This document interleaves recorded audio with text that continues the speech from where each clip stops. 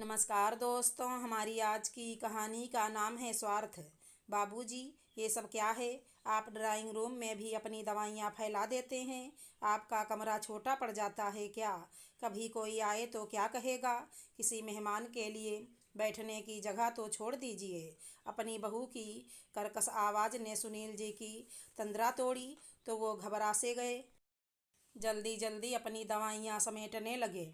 अरे बहू, यहीं बैठा था, इसलिए कमरे में जाता तो लेकर जाता। मैं हटा देता हूँ। सपना, तुम्हारी हिम्मत कैसे हुई बाबूजी से ऐसे बात करने की?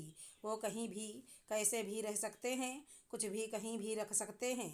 आइंदा उनसे ऐसे बात की तो ठीक नहीं होगा।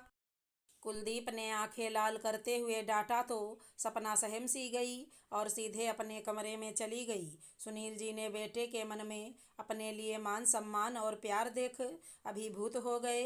अभी कुछ पल पहले बहू के कटीले शब्दों से जो घाव मिले थे वो बेटे के व्यवहार में से मिट से गए।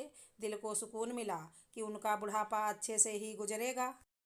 कुछ देर बाद कामना जी मंदिर से लौटीं और कमरे में आईं तो सुनील जी के चेहरे पर मुस्कान देख पूछ बैठी, क्या हुआ जी? मैं नहीं थी, बहुत मुस्कुरा रहे हो, क्या बात है? क्या पा लिया जो इतनी राहत भरी मुस्कान है चेहरे पर? कामना, माँ बाप को क्या चाहिए? बच्चों से प्यार और सम्मान ना, बस वही मिला है आज मुझे। फिर सारी बात बता दी उन्होंने कामना जी को। मेरा बेटा है ही ऐसा, वो हम दोनों को बहुत प्यार करता है। कितने दिनों से गांव में देवर जी बुला रहे हैं, लेकिन अपने बेटे का प्यार है जो हमारे पांव बांध रहा है। हालांकि देवर जी भी हमारे बेटे ही हैं, उनको बच्चों जैसा ही पाला है। और विमल का भी हमसे निस्वार्थ प्रेम भी किसी से कहाँ छुपा है जी। कुलदीप से कह के कभी चलेंगे, मुझे भी गांव की और विमल की बड़ी याद आ रही है। हाँ कामना, चलेंगे। विमल का आज ही फ़ोन आया था, भैया कहते ही बिलख पड़ा। उसे कहा भी कि कुछ दिनों के लिए गांव आऊँगा। वैसे भी विमल का बेटा हुआ था तब हम गांव गए थे और कुछ ही दिनों में वो अपनी फैक्ट्री का मुहूर्त करने वाला है तो जाना ही होगा। ऐसा करो, कुलदीप से कहकर टिकट करा लो, चलते हैं गांव। हाँ जी, अभी जाती हूँ कहने, कहकर उत्साहित होकर बेटे के कमरे की तरफ बढ़ी। कामना जी दरवाजे पर पहुँची तो बेटे बहू में बहस हो रही थी, सुनकर रुक गईं। मुड़ने को ही थी कि कुलदीप ने ऐसा कुछ कहा जिसे सुनकर कामना जी को विश्वास नहीं हो रहा था। कुलदीप बोले जा रहा था, सपना, तुम क्यों नहीं समझती?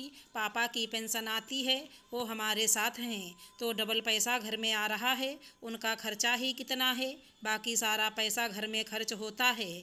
हम अपनी अच्छी लाइफ जी पा रहे हैं। कम से कम इतना तो सोचो। मैं भी जानता हूँ माँ और पापा की वजह से तुम्हें बहुत परेशानी होती है, मुझे भी होती है, लेकिन उनका पैसा उनका कुछ नहीं बिगड़ेगा।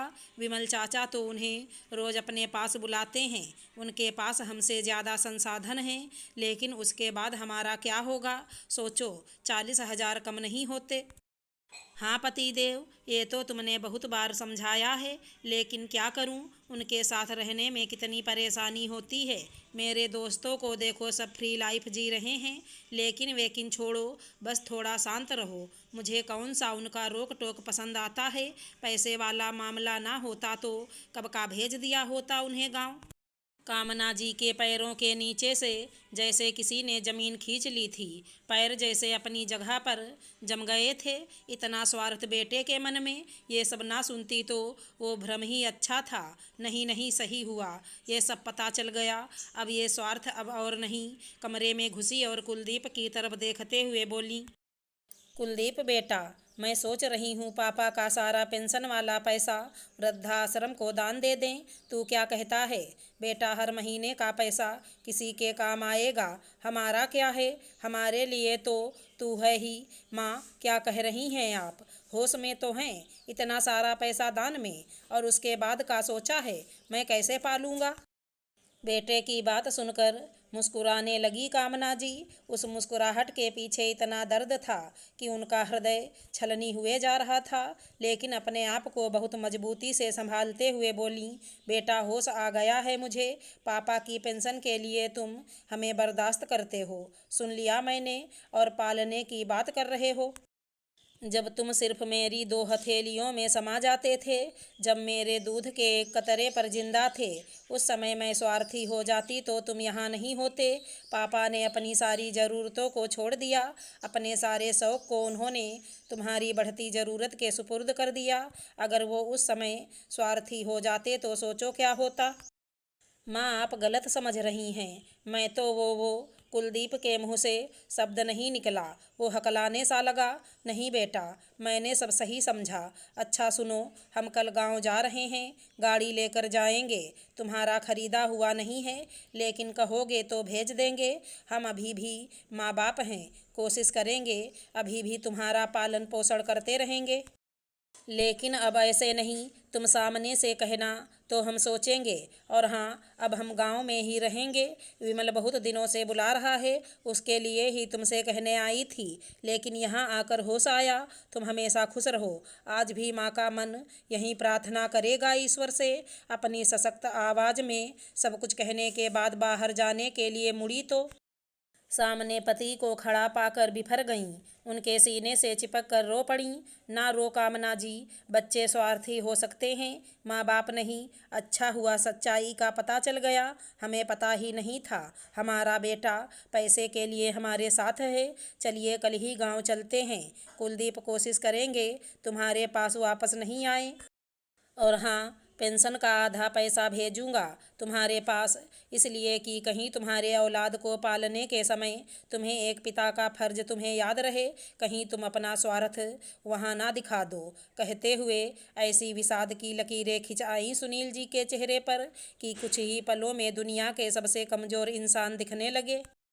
पापा, माँ, प्लीज़ मुझे माफ़ कर दीजिए, मुझसे गलती हो गई, कहते हुए सर झुका लिया। लेकिन माँ पापा ने एक बार मुड़कर देखा भी नहीं। आज माता पिता के विश्वास की डोर टूटी थी। दूसरे दिन कुलदीप कहता रह गया।